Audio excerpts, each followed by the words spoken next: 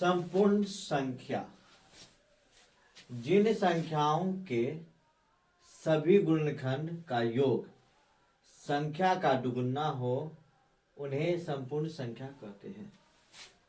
एक बार देख लीजिए, जिन संख्याओं के सभी गुणनखंड का योग संख्या का दुगुना हो उन्हें संपूर्ण संख्या कहते हैं।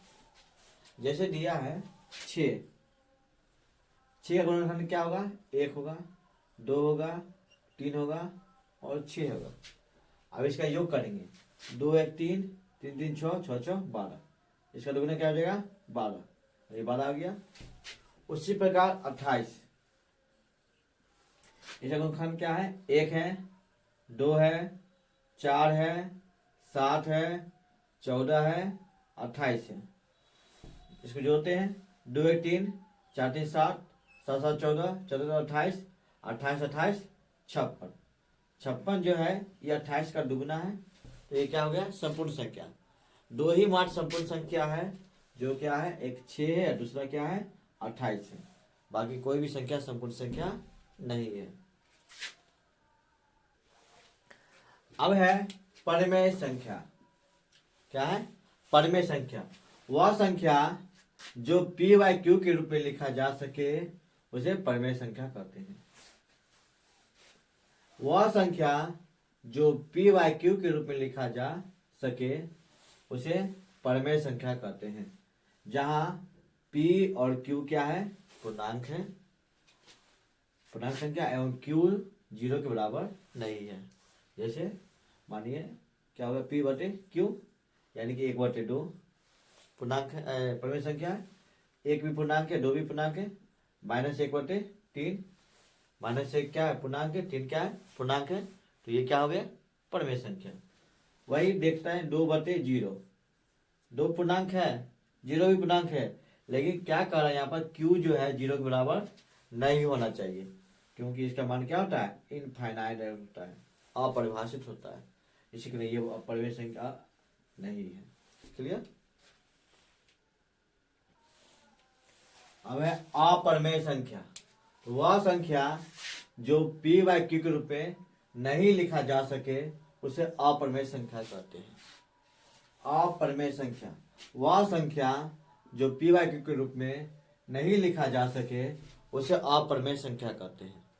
जैसे हो गया √3, ये क्या है? अपरिमेय संख्या है। √5 ये क्या है? अपरिमेय संख्या है। लेकिन √25 जो है अपरिमेय संख्या नहीं है। क्यों? क्योंकि जब इसको बाहर निकालेंगे तो क्या हो जाएगा? 5। अब कुछ नहीं बता में क्या है? 1। तो ये परिमेय संख्या हो जाएगा। इसलिए √3, √5, √15 ये सब क्या है? अपरिमेय है। क्लियर?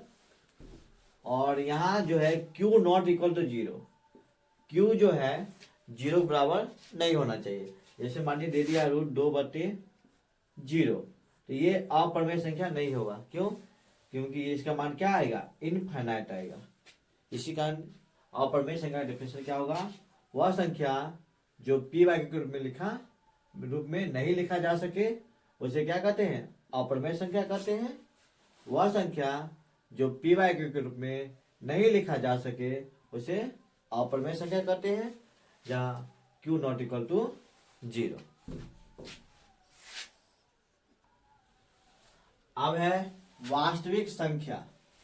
परिमेय संख्या और अपरिमेय संख्या के सम्मिलित रूप को वास्तविक संख्या कहते हैं। क्या है डिफिनेशन इसका? परिमेय संख्या और अपरिमेय संख्या के सम्मिलित रूप को वास्तविक संख्या कहते हैं। जैसे में हो गया एग्जाम्पल में 1, √2, पाई, ये सब क्या हो गया? अपरिमेय संख्या हो गया, सॉरी वास्तविक संख्या हो गई। क्या है? ये अपरिमेय संख्या भी है और वास्तविक संख्या भी है। तो वास्तविक संख्या में क्या होते हैं? परिमेय भी आ जाता है और अपरिमेय भी आ जाता है। यानी कि परिमेय संख्या और अपरिमेय संख्या के सम्मिलित रूप को वास्तविक संख्या कहते हैं।